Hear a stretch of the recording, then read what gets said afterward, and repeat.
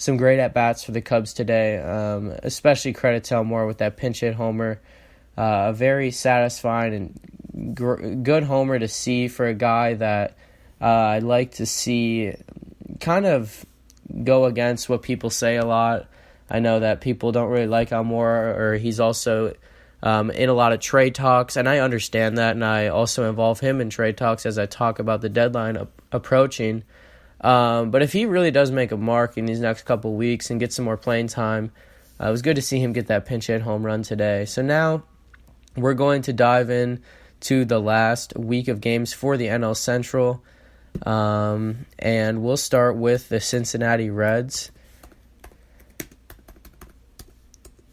All right, and the Cincinnati Reds were in Coors Field this weekend, and that was just a crazy series. The first game, the Rockies won by a low-scoring affair. It was 3-2, which we've seen happen. At least I follow Coors Field a lot just because of how many runs are scored and just how crazy a ballpark and hitting conditions it is. But you see a lot of teams, and sometimes the Rockies as well, after a break, such as the All-Star break, game one will be low scoring, but all of a sudden, everything breaks loose and stuff hits the fan, if you know what I mean. And that's what we saw yesterday. After a 3-hour rain delay, the Reds put on 17 runs. Phillip Ervin had 6 hits. I think he finished 6 for 6 in this game. And they won 17-9, but then they lost today 10-9 in another crazy game, which was 4-4 after the first inning. Another total of 19 runs. But hopefully the Cubs, and especially the professor, Kyle Hendricks, tomorrow facing Castillo, can quiet that offense. I know that the conditions are polar opposite, so I'm not going to say that the Reds are coming in here as one of the best offenses, because they have 26 runs in the last 2 games since they played at Coors Field. But that doesn't mean that they won't have maybe some more confidence, and they're maybe seeing the ball a little bit better. Not necessarily the ball will carry as well, and as many holes in the field. But they'll come to Chicago for a 3-game set against the Cubs starting tomorrow on Monday through Wednesday. Tomorrow and on Monday and Tuesday will be night games at 7:05, and then Wednesday we'll see a classic matinee afternoon midweek game against the Reds for the finale, and then they'll go back home for the first time in the second half, facing the St. Louis Cardinals for a 4-game weekend set this weekend.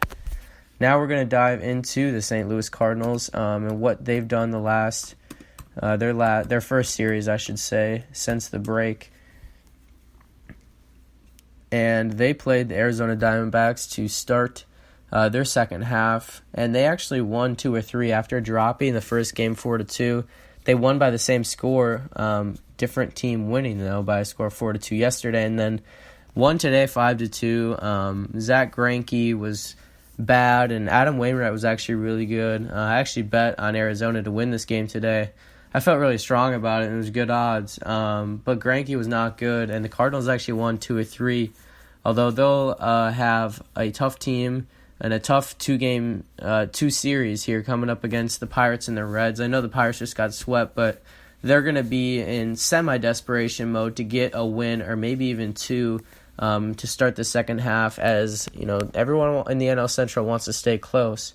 And I wouldn't be surprised if we saw a letdown series from the Cardinals, possibly a series sweep, but I would actually pick the Pirates to win this series 2 or 3 after I think they should not have won that first series against the Diamondbacks. And then the Cardinals, like I mentioned before, will have a 4-game series in Cincinnati at Great American Ballpark for this weekend. Or this upcoming weekend, I should say. Now we're going to dive into the Milwaukee Brewers, and they face the San Francisco Giants. And the Giants actually have really played the Brewers very well. Sorry, I was at a loss for words there. But dating back to on June 14th, the Giants took 2 or 3 against the Brewers in San Francisco on the 14th, 15th, and 16th. They won the first and the second games, but they couldn't win the series finale. And this weekend, we saw more of the same. On Friday, it was a crazy game. Josh Hader gave up 2 home runs One was a game-tying homer. One was to make it a one-run game, and then the second one was to tie the game, I believe. And then in the 10th, Buster Posey hit a go-ahead grand slam. And then the Brewers won yesterday by a score of 5-4 on a walk-off by Ben Gamel after some crazy late innings. This series has been really fun to watch. These two teams have been really competitive.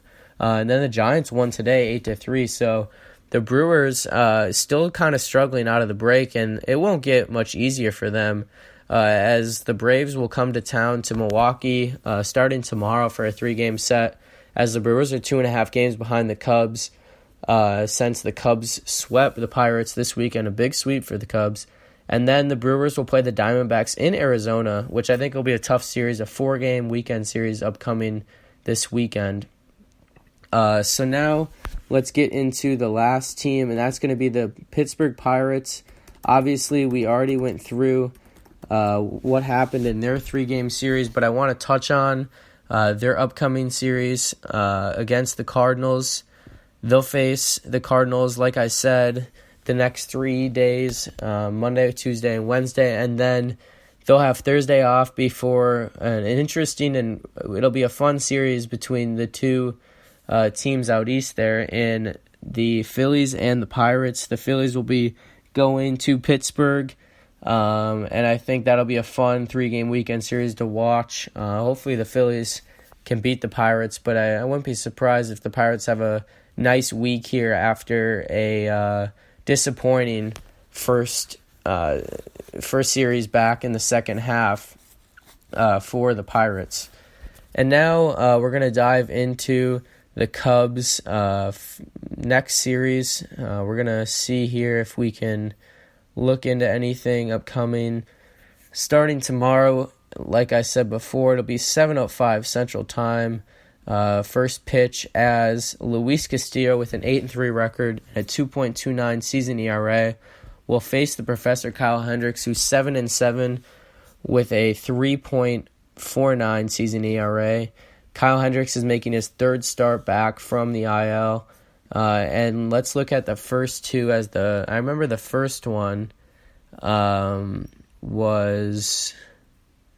Oh, here we go. So Pittsburgh, the first one was a rain delay, I believe, which made him exit the game. Yeah, he went only 3 innings. He gave up 2 earned runs, and he actually got tagged with the loss in that one because he left the game as the Cubs were losing. They never tied it, as that actually was the game that the Cubs gave up 18 runs. I forget the final. I don't even want to know. Let's see here. Or no, sorry, it was the 5-1 game. Oh, that's interesting. Never mind. Anyways, disregard what I said. But that was, he only went 3 innings that one. And then against the White Sox, he had a really high pitch count. He had 6 strikeouts, but he had 2 walks. He gave up 4 hits and 2 earned runs, and he only went 4 innings. So I think tomorrow is a big game to kind of see where Kyle Hendricks is at. I think he's, finally with the All-Star break, he's going to be on full rest, and I think he's all ready to go. So, I do think the Cubs have a good shot backing Kyle Hendricks against a young stud in Luis Castillo. And then on Tuesday, our pitching matchup is going to be between right-handed pitcher Anthony DeSclafani and right-handed pitcher Alec Mills. His first start of 2019 because of Cole Hamels being injured. He was all right in 2018.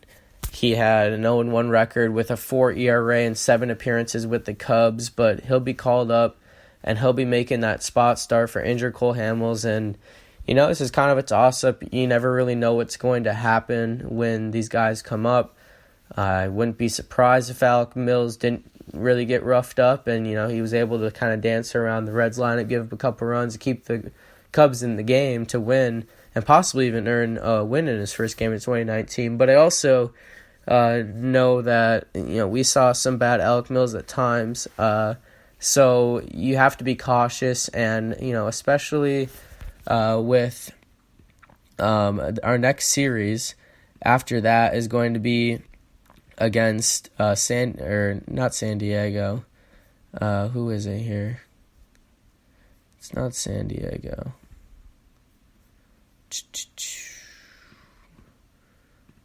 Our next series. Oh, yeah, it is San Diego. Sorry.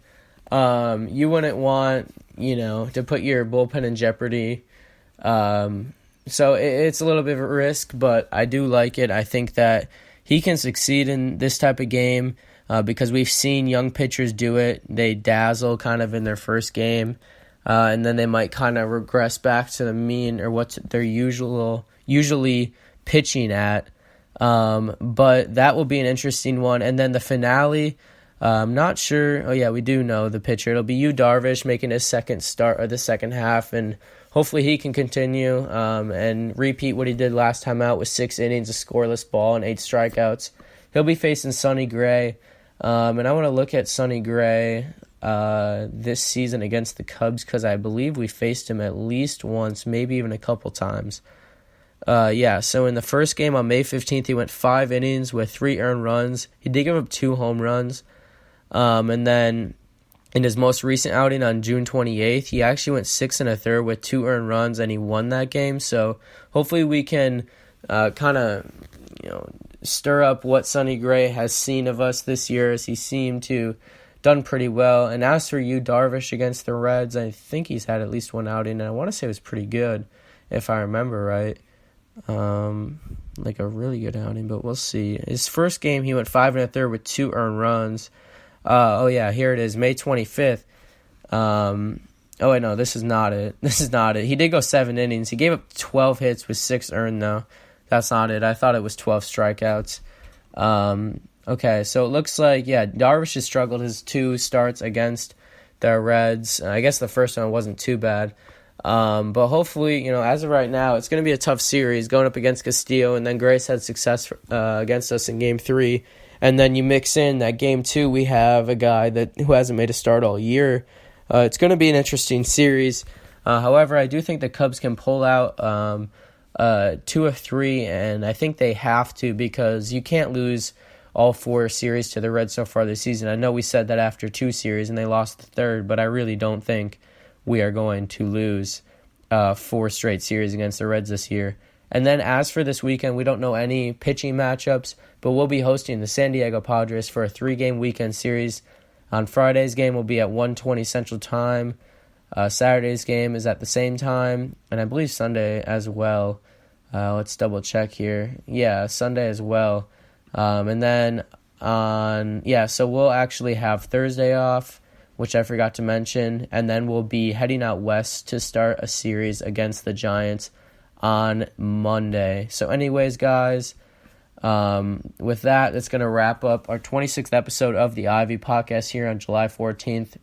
And I look forward to seeing you guys next week for our 27th episode, as the Cubs will have 2 series until then against the Reds and the Padres at Wrigley Field, which we just discussed. Next week's podcast, per usual, will be recorded on Sunday night and released then when it is finished and completed, and you can access via the link in my bio at the Cubs Wave on Instagram. Also, guys, for more The Ivy content, be sure to head over to our website at baseballpodcastnet.com and make sure to give me a follow on Instagram at the Cubs Wave. And we also have Baseball Podcast Network social media accounts, so make sure to look up those on Twitter and Instagram as well. Thanks, as always, guys, for stopping by. Have a great rest of your weekend if you're listening on Sunday night, or a great start to your week if you're listening on Monday morning. And thanks, as always, and go Cubs go.